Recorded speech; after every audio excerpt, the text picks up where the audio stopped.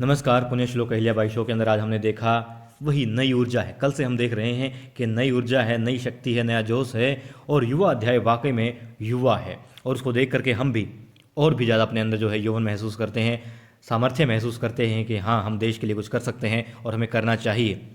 और यहाँ पर हम देख रहे हैं जो आज की शो की आरंभ होता है, शुरुआत होती है, वो होती है उसी एक डकियानुसी सोच के साथ में, जो मतलब समाज को या किसी इंसान को भी पीछे की तरफ धकेलती है, ना कि आगे की तरफ। यहाँ पर गंगूबा बात कर रहे होते हैं द्वारकाबाई साहेब के विषय में और साथ में समाज के बाकी लोगों के विषय में, मल्हार होलकर सरकार के साथ। वो कहते हैं कि जो आपने फैसला किया है, निर्णय लिया है कि देवी अहिल्या जो हैं उस ध्वजा को लेकर के आएंगी, तो ये पूजा अब तक जो है या ध्वजा जो है अब तक कोई भी पुरुष लेकर आता रहा है या आप लेके आते रहे हैं, मगर इस बार महिला का लेके जाना ना तो समाज को गवारा है और बहुत सारे लोग जो है इसे नाखुश हैं। उस वक्त मल्हार होलकर सरकार कहते हैं कि 7 साल लग गए हैं, मैंने बहुत कोशिश की समाज की सोच को बदलने के लिए, लेकिन नहीं बदल पाया। वाकई में बहुत मुश्किल है किसी की सोच को बदलना, वो ऐसा यहाँ पर कहते हैं। और फिर दिखाई देता है कि उनके पीछे ही मंदिर में पूजा चल रही होती, आरती कर रही होती हैं गोजमबाई साहेब अपनी बहुरानी की, और उन्हें कहती हैं कि तुम्हारे तो नाम का अर्थ ही है, तुम्हारा तो नाम ही है सक्सेस। तुम जहाँ हो तो वहाँ तो सफलता निश्चित है, और निश्चित ही तुम जो खंडोबा का ध्वज है तुम लेकर के आओगी, और न सिर्फ लेकर के आओगी बल्कि तुम्हारे हाथ में होगा, तुम्हें उसे फहराओगी और मतलब पूजा सार्थक हो जाएगी। उनके कहने का अर्थ ये था। उनको आशीर्वाद देती हैं, बहुत खुश होती हैं, चेहरे पर हाथ लगाती हैं मतलब कि प्यार से, और कंधे पर हाथ होता है मतलब कि तुम जिम्मेदार हो, वो एहसास करवाती है उनका, और कि मजबूती के साथ इस जिम्मेदारी को निभाओगी तुम।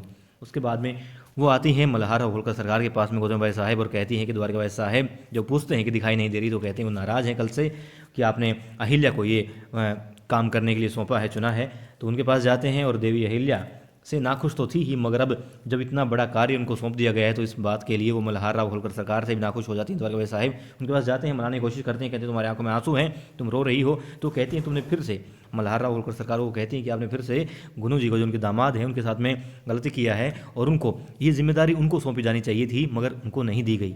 उसके बाद में अपने आंसुओं को दिखा करके, बहा करके द्वारकाबाई साहिब जो है वादा ले लेती हैं कि यदि यदि लड़की होने के नाते देवी अहिल्या कामयाब नहीं हो पाई तो क्या होगा। तो मल्हार होलकर सरकार कहते हैं कि यदि ऐसा हुआ, असल में तो ऐसा होगा नहीं, यदि हुआ तो फिर जैसा तुम चाहती हो वैसा ही होगा। वो उनको वादा कर देते हैं कि कभी भी, और वो क्षमा मांग लेंगे। वो जानबूझ करके ही कह रहे हैं, हालांकि उनको पता है कि ऐसा नहीं होगा, जो देवी अहिल्या है वो कामयाब ही होंगी, मगर वो कहते हैं कि यदि ऐसा हुआ, वो नाकामयाब हुई देवी अहिल्या, तो वो मान लेंगे कि हाँ उन्होंने गलती की है और जो देवी अहिल्या है वो इस काबिल नहीं है, स्वीकार कर लेंगे इस चीज़ को। उसके बाद में देवी अहिल्या की मतलब कि कोशिश में लग जाती हैं देवी अहिल्या को हराने के लिए। द्वारकाबाई साहेब षड्यंत्र रचने की स्टार्ट कर देती है वहीं से। फिर दिखाते हैं कि देवी अहिल्या तैयारी कर रही होती है अपने कल के जो उनका मिशन था उसके लिए, और छोटे सूबेदार जी को देखती हैं, उनसे बातें करती हैं। वो दिखा रहे हैं यहाँ पर कि उन्होंने हर पल उसको अपने साथ रखा है, मिस नहीं किया है। बेशक खंडेराव को दिखाया नहीं जा रहा, मगर वो हर पल उनके साथ रहे हैं, परिवार के लोगों के साथ रहे हैं। और फिर वो दिखाते हैं कि देवी अहिल्या तुलसी माता की जो है, तुलसी देवी की पूजा करके सुबह निकल जाती हैं अपने मिशन के लिए। और कौन होता है उसके बाद में, तुलसी अलग है मगर पूजा कर रही होती है, बाकी सारी रानियाँ, गोतमबाई साहिब भी हैं और भी हैं, सब हैं, खुश होती हैं सब। और द्वारकाबाई साहिब को सिर्फ मनाने के लिए वादा कर बैठे हैं कौन, मल्हार होलकर सरकार की, हाँ वो उत्सव में आ जाएं, चाहे अहिल्या कामयाब हो या ना हो, उनको उत्सव में आना है। देखिए उत्सव इतना प्रिय है उनको, और द्वारकाबाई साहिब भी इतनी ही प्रिय है।